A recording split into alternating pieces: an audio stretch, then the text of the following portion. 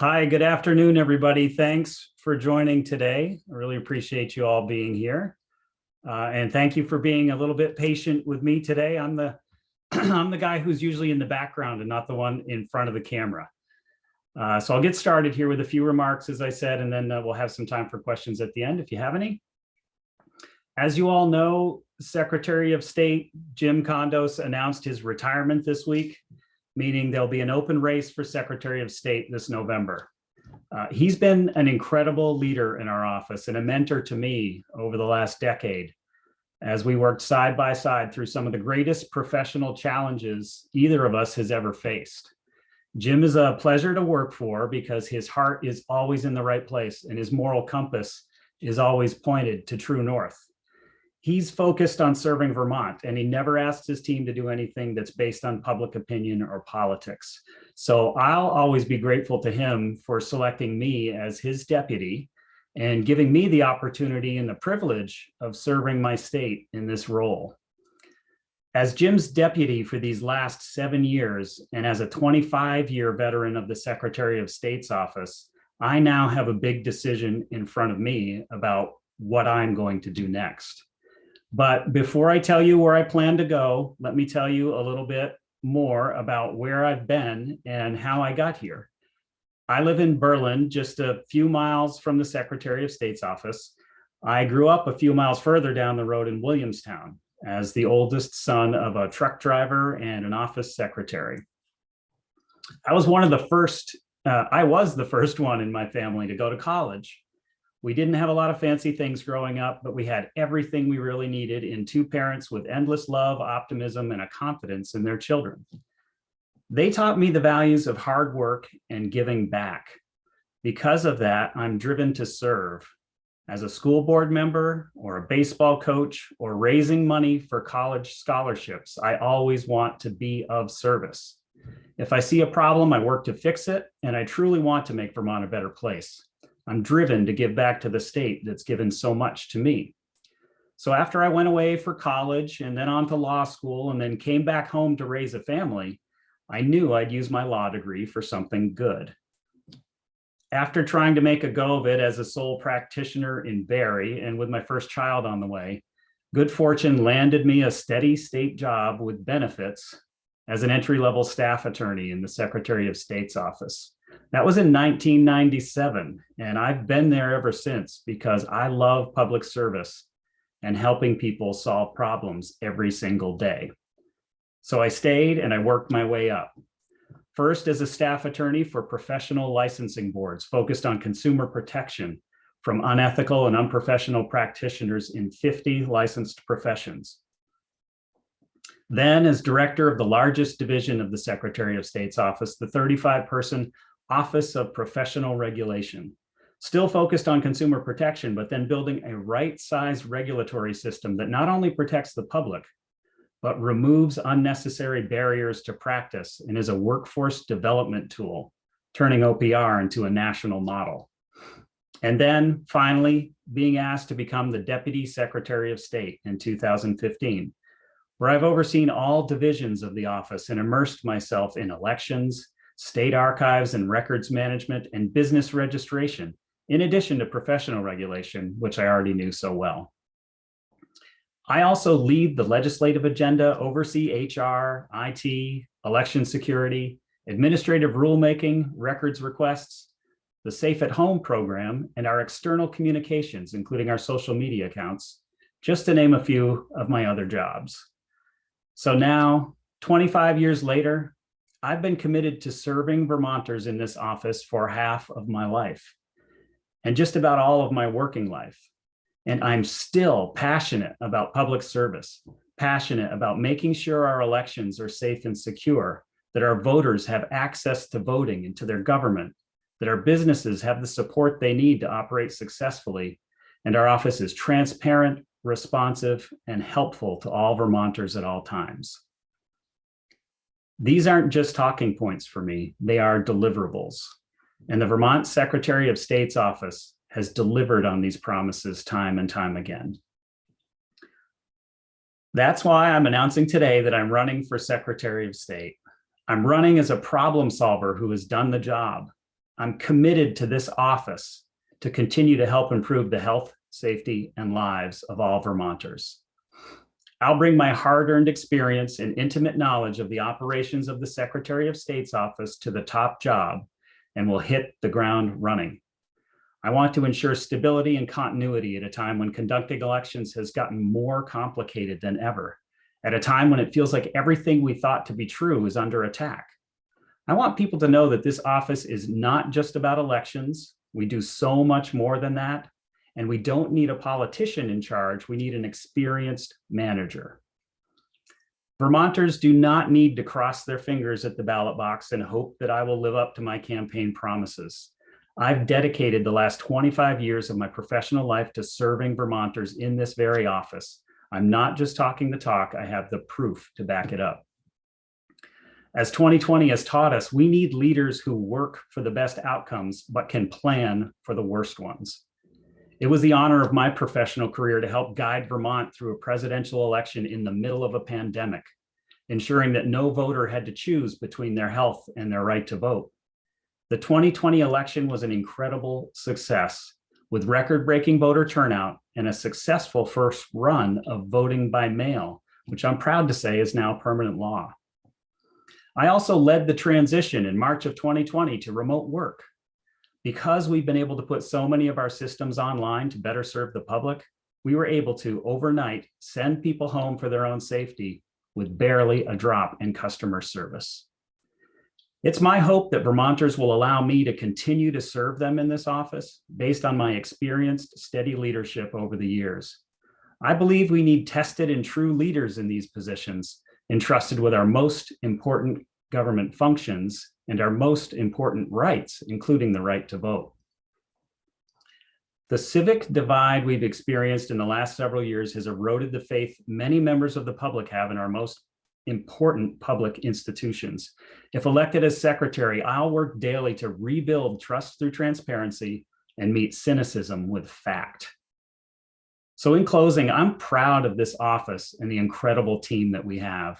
I'm proud of how we've worked to improve voting access, advocating for Vermont to move to same-day registration, online registration, automatic voter registration, and vote by mail, all tripartisan policies approved overwhelmingly by the legislature, making Vermont one of the most accessible states to vote in, while maintaining election integrity and security. In Vermont, we've done a great job of removing barriers and expanding voter access and making sure people can conduct business with their government safely during a pandemic and online during their busy lives.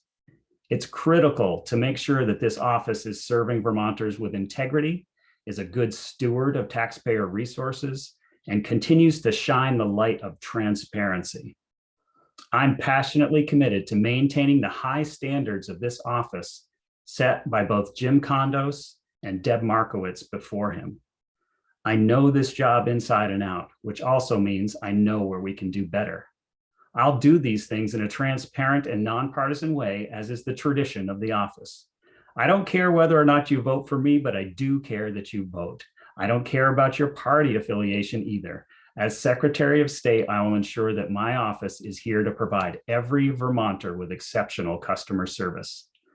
And I'll do it as if 625,000 Vermonters are looking over my shoulder while we do, because at the end of the day, the ultimate boss of the government is the public. We still have so much to do, and the work ahead is more complex and challenging than ever. It's my hope that Vermont voters will hire the most experienced and qualified person for the job.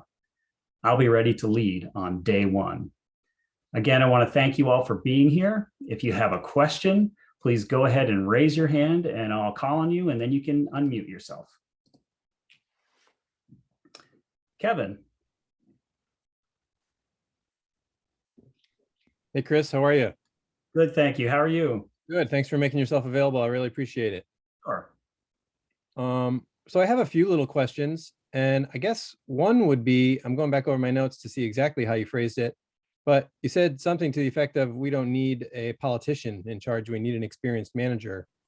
So, I mean, your predecessor, Jim Kondos, was a politician and he got the job, and I'm wondering how you square that. Sure. I think a lot of people had concerns when Jim was coming into the office. He was a legislator. He was South Burlington City Councilor, but he brought with him his experience from the private sector. And one of the things that I really learned from Jim was customer service and being available, and focusing on the customer, not focusing on the agency need. Jim has turned out to be a wonderful Secretary of State. The other thing that I think has been a real success of his that I would carry on is transparency. I mean, he has just hammered home that transparency is really important to the people's right to know what their government is up to, and the accountability and effectiveness of government. And that trust that I talked about is something that's only earned through something like transparency. So I suppose you could call Jim a politician, but what I have learned from him is that we are an office that serves everyone, and he never let politics get in the way of that. And as he's announced his retirement, he's sharing with me a lot of messages from people who say, I'm a Republican, but I voted for you because you're a straight shooter. I could tell you were working for the people, and you helped me in some particular way. So I'm not saying politician is a smear, but I am saying that we should have someone who's focused on this office. Some of these offices are used as stepping stones for higher office. I really hope that doesn't happen to the Vermont Secretary of State's office. Okay. One more question would be, I know you said something to the effect of, this job inside and out, and therefore, how we can do better. You want to point to some of those things, and then also say why you haven't been able to do better on those things yet? Sure. There's all kinds of things. It's an ongoing process when it comes to fighting misinformation and disinformation. I mean, that's a threat that's constantly evolving. When I started as deputy in 2015, cybersecurity wasn't a huge deal. We had already started focusing on it. So cybersecurity is a place where we have to evolve and do better. I would look back at Deb Markowitz, someone I worked for about a decade, and also Jim, who I've worked for, Jim Condos, for about a decade, and try to take some of their best ideas and bring them forward and do better with them. With regard to Deb, she used to have an emphasis on civics, and that just wasn't something under this current administration that we focused on as much, because we were focused on other things. But I think it's time to bring back an emphasis on civics.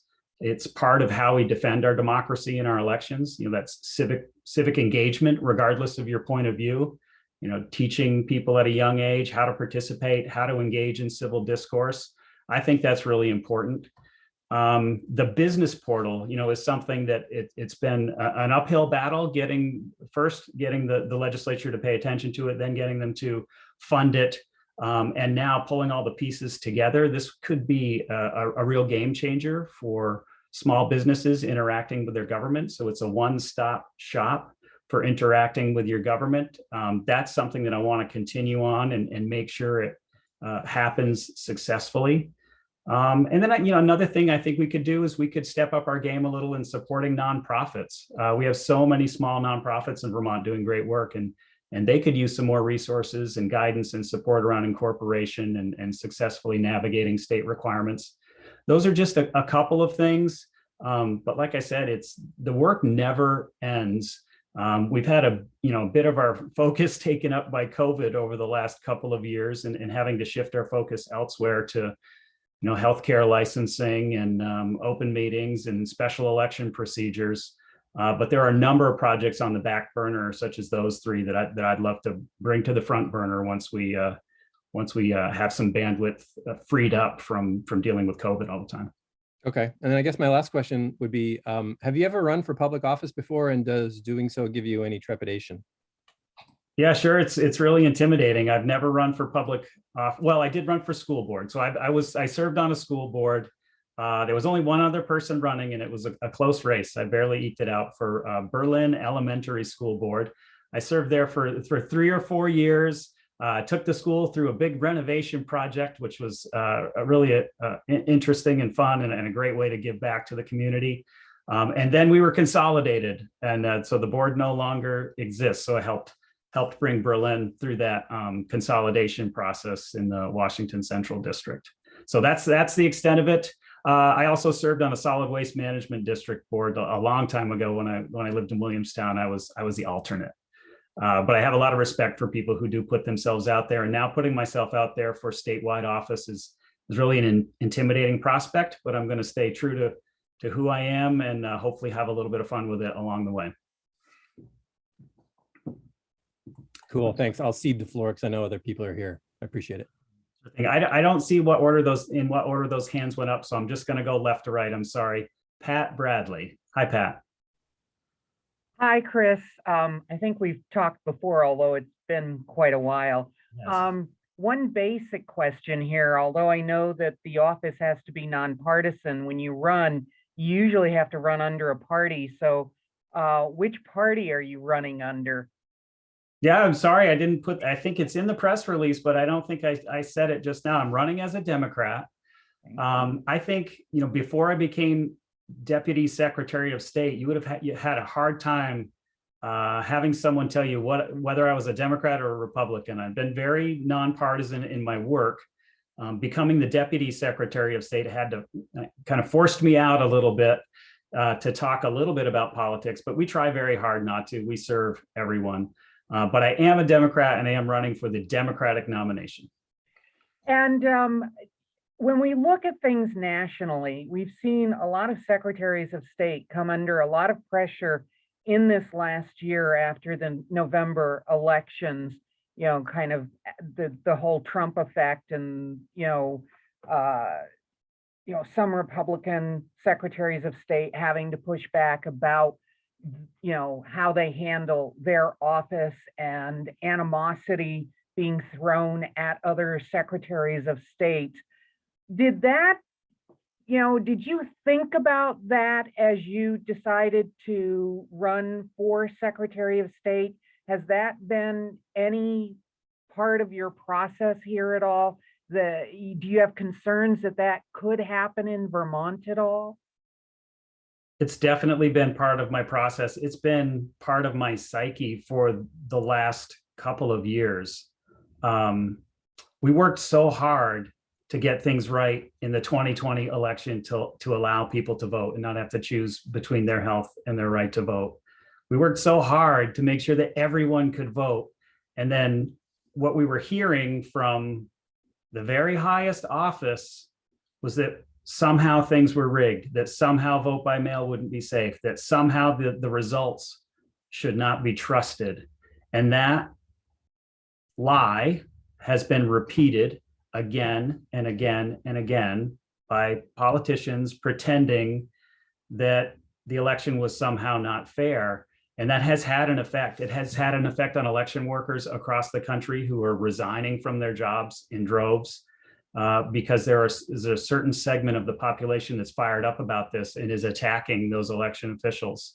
And it's an added stress that they don't need. So yeah, I've had to think long and hard about whether I want to put myself out there. But what it has done has firmed up my resolve that we have to push back against this. We have to meet the cynicism with truth.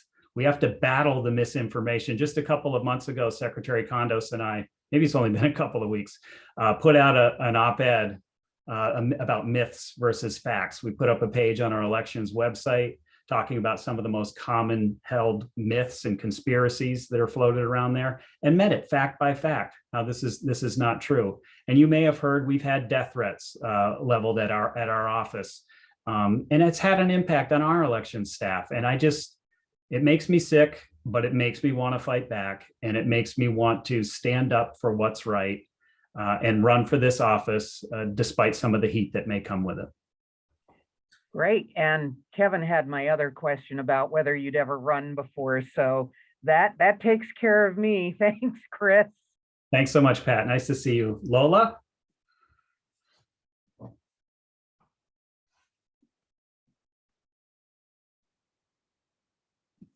Sorry about that. Thanks for taking my questions. I guess my main question for you is, do you have any bigger hopes and dreams for the office? Is there one project that you would really like to get done if you were to, win at the ballot box? Sure. I think civic education will be a passion of mine. I have a couple of young kids at home and a couple of older kids who've making their way in the world. And they have a real cynicism about politics and about participating. The older kids do. The younger kids don't have that cynicism yet, but I would love to have Vermont be a place where they know that their vote counts, their vote matters, and that they should participate and get civically engaged. You know, civics, civil discourse, and media literacy are three big themes of mine that I've been focused on since 2016. And I'd love for our office to do a little bit more. We're right now in the middle of a project with the Center for Cartoon Studies, developing a comic book that's kind of around town meeting day and civic engagement. So that's kind of a fun thing that we're doing. I'd love to see us do more of that, provide more resources, do a little bit more education. And that's not just for kids. There's also some adult education that we could definitely do around civics and civil discourse and media literacy. Some projects we could bring some folks together to talk about these sort of things and put more resources out there. That's also part of defending democracy and defending people's faith and trust in elections and their greater institutions, is that education process. So that's something. The Vermont Business Portal is another thing. It's a boulder I've been trying to push up a hill for several years now, and we're getting close. That's going to make it a one-stop shop for people to register their business and make it easy for them to maintain their business and grow their business by connecting in all of these other state agencies that they have to touch in the process. And so you can go through one door and get all that done instead of having to go from agency to agency to agency. Could make a huge difference for small businesses. That's another passion project of mine that I'd love to see take off if I were to be elected as Secretary of State. Obviously, vote by mail has been a big conversation in Vermont for some elections where, that is available to everyone. Would you like to see that expanded? To primaries and to local elections? Yes. Yeah, I think that's a good idea. There are some things that we have to address first, and we have to really think through carefully before we expand it. For the primary, we mail everybody the 3 ballots, and they have to mail 2 back. So I think the legislature has to grapple with, do we want to? It'd be expensive to mail all those ballots out to every single voter. So I think we need to grapple with that first. And local elections can get really, really complicated.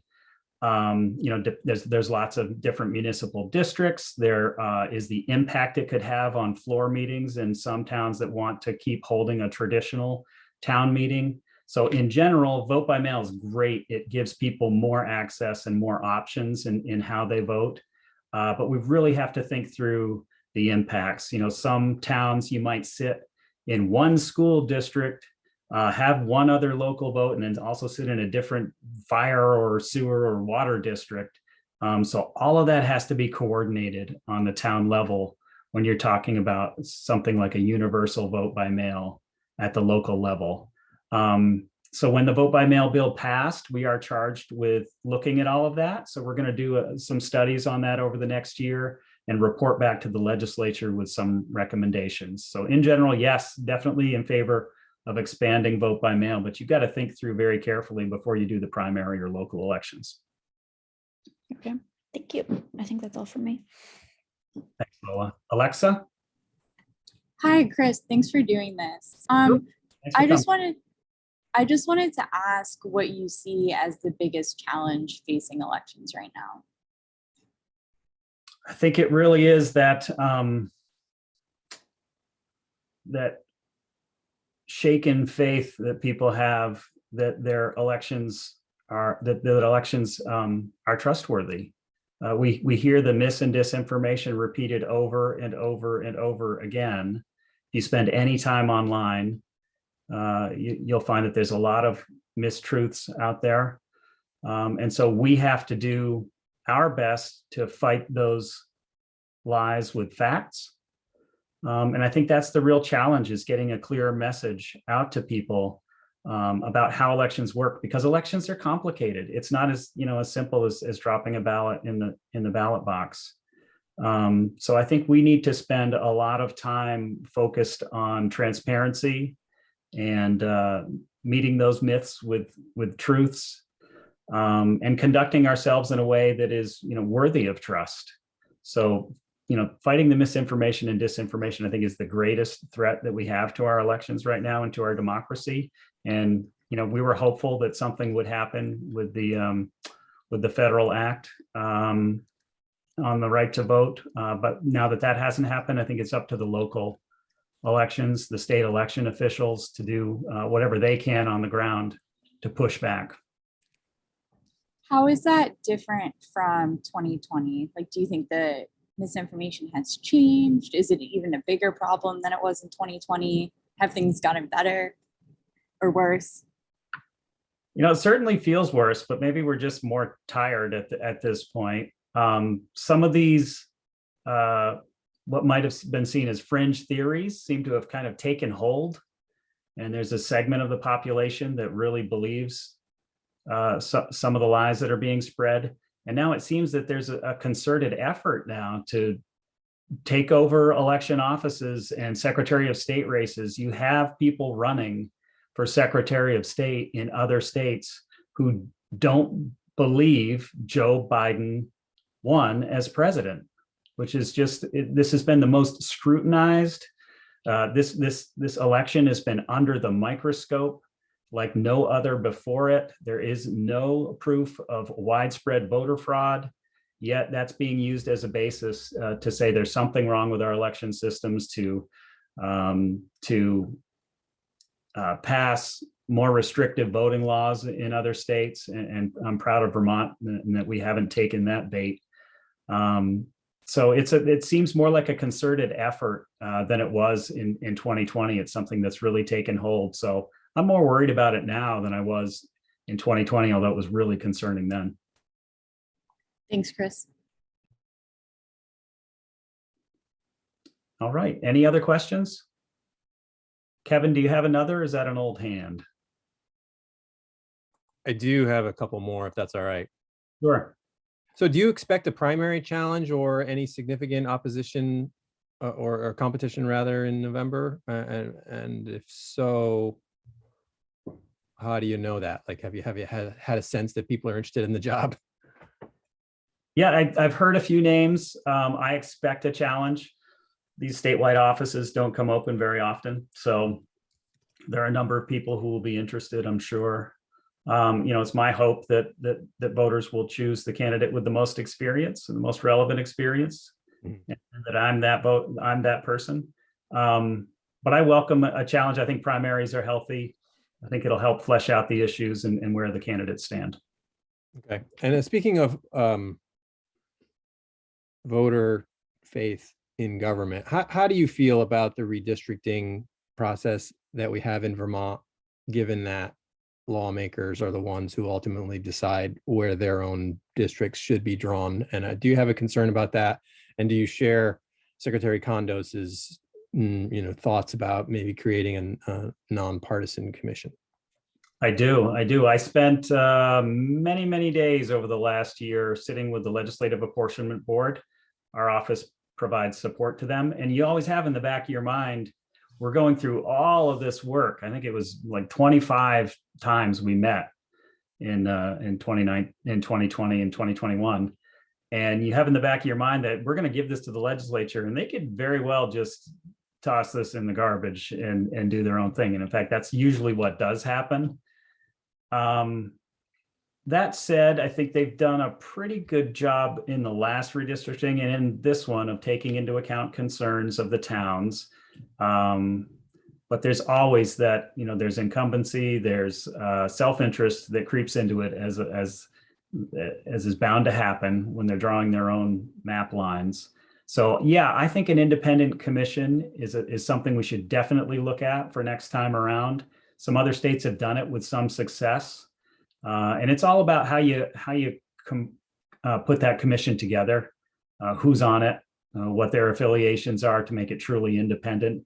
But I think it's a good process to take that out of the hands of politicians. I don't see a lot of gerrymandering happening in Vermont, but it's obviously super rampant in some other states, like in North Carolina, where the Supreme Court threw it out and said it was drawn with surgical precision to discriminate against African Americans. So it's a problem in other states, not as big of a problem in Vermont, but I think we should move toward an independent commission for next time around. Yeah. Okay. And then Secretary Condos, said nice things about you yesterday, but he didn't officially endorse you yesterday. Has he now officially endorsed you? And if so, is this the first time he's ever endorsed anyone in his career as Secretary of State? And was that calculated to make sure he didn't seem in favor of one candidate or another? And then I guess the last question would be, why is he stepping away from that? I mean, shouldn't he stick to that position and not endorse anyone, given that he's going to be the sitting Secretary of State during the race to replace him? Sure. No, it's good. It's a good question. So here's the quote he provided me, which I sent out in the press release that I just put out to everyone. He said, "You won't find anyone more dedicated or knowledgeable about this office than Chris. He's been an indispensable partner in carrying out my vision for an office that's efficient, credible, accountable, and delivers the services Vermonters expect and deserve. If elected, he will make a great Secretary of State." So as you know, it's not an express endorsement of me. And as you said, in 12 years as Secretary of State, he's never endorsed anyone. He's always felt that as the chief elections official that he needs to stay above the fray and be a secretary for everyone. And I talked about some of that, that nonpartisan approach. So this puts him in a tough spot, I think, as far as endorsements go. Obviously, he supports me. He supports my campaign, or I wouldn't be sitting here today. And I wouldn't have been sitting by his side for the last 7 years, working hand in hand with him on all the things that we've been able to accomplish in the office. So I have the same deeply held belief that he does, that the office should remain nonpartisan and be an office that works for everyone, regardless of political party or belief. So Jim has said he's not making a decision on endorsing me yet, and he may at some point.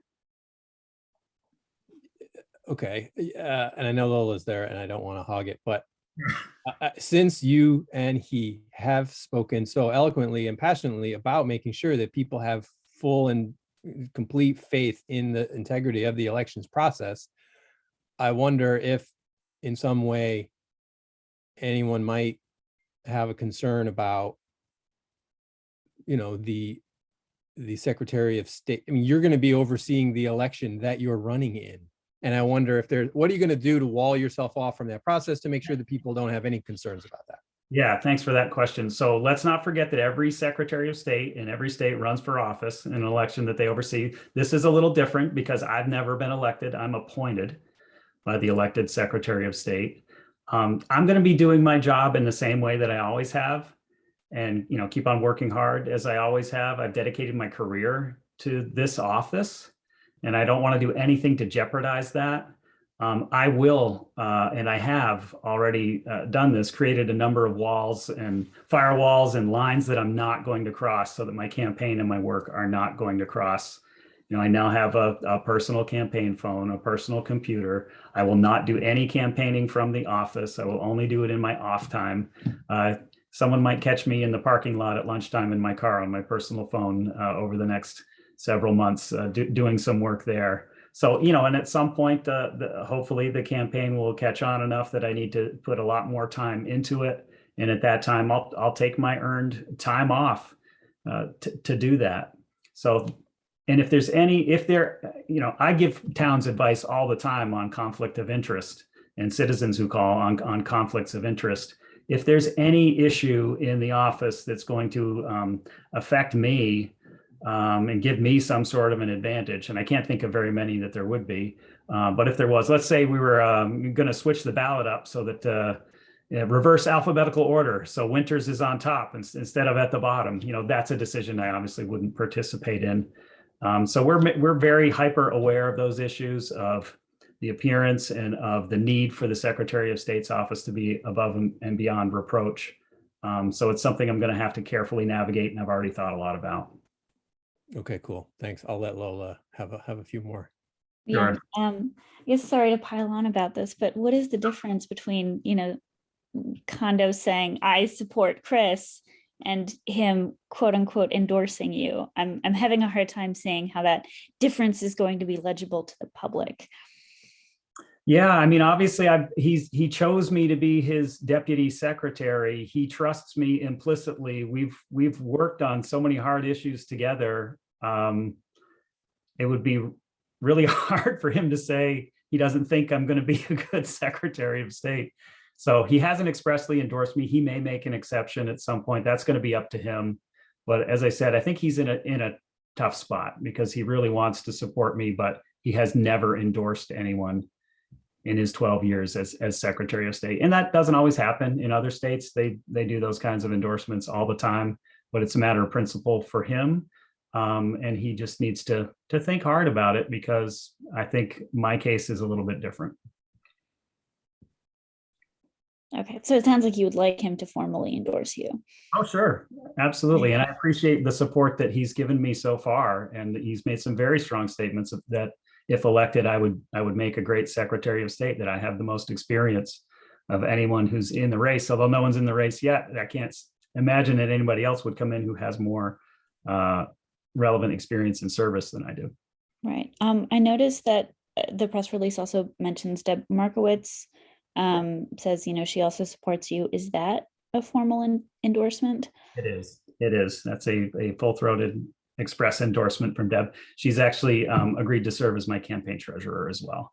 And Deb is another mentor of mine. She helped give me the opportunity to be, she kept me around as staff attorney when she came in as the new Secretary of State way back when. And then she promoted me to be the director of the Office of Professional Regulation and part of her leadership team. And I learned a lot from Deb over the years, especially about the relationship with the town clerks and the importance of that. Also how to be a good person, have a lot of humor and enjoyment in your work. And so Deb's been a big supporter. And also, maybe not many people know this, Deb is the one who played matchmaker to my wife and I, and she officiated our wedding. So I think that's a full-blown endorsement from Deb Markowitz. Okay, all right. I think that's finally all for me. Thank you. Thanks, Lola. All right, anyone else? I'm good. Thanks, Chris. Thank you all for being here. I appreciate it. Take care.